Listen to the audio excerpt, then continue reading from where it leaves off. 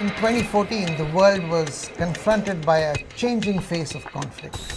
We documented killings, indiscriminate attacks, sexual violence, ethnic cleansing, abductions committed by state forces, but also increasingly by non-state armed groups whose rising power presents a new challenge for those who are striving to protect human rights.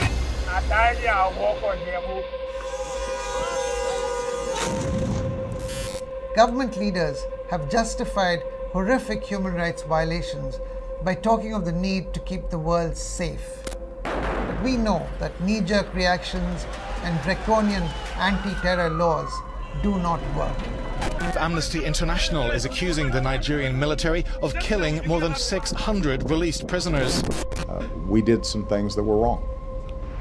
We did a whole lot of things that were right, but we tortured some folks.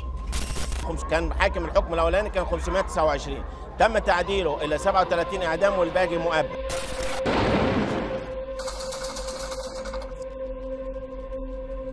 The shocking indifference and complacency demonstrated by governments and key international bodies.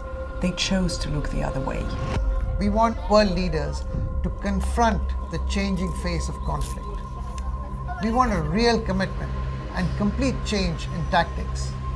In the future, this year may come to be known as a year of historic failure for progress in human rights.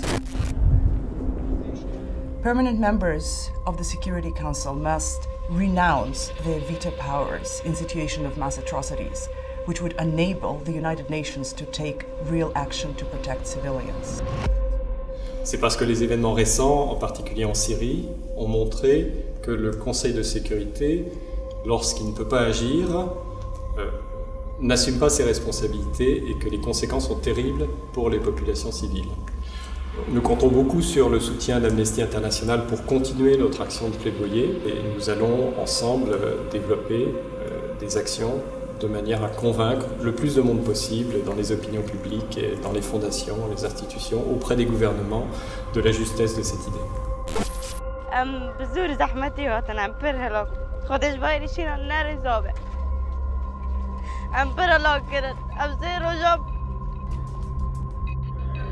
Amnesty International has warned the EU's immigration policy is turning the continent into fortress Europe and putting lives at risk. Instead of paying lip service to the plight of refugees, governments must commit both political and financial resources to assist and protect those displaced. I've been a relief worker and a human rights worker for more than 30 years.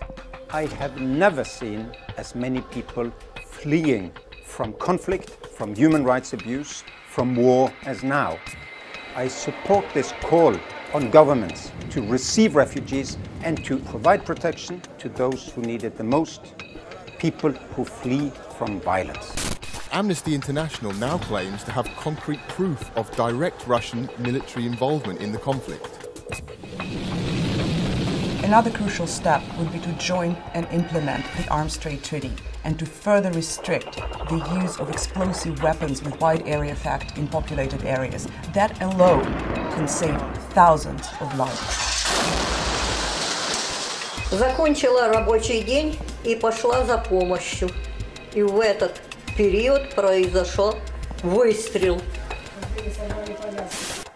It is equally important to confront the shrinking space for civil society and continued attacks on freedom of expression both on and offline.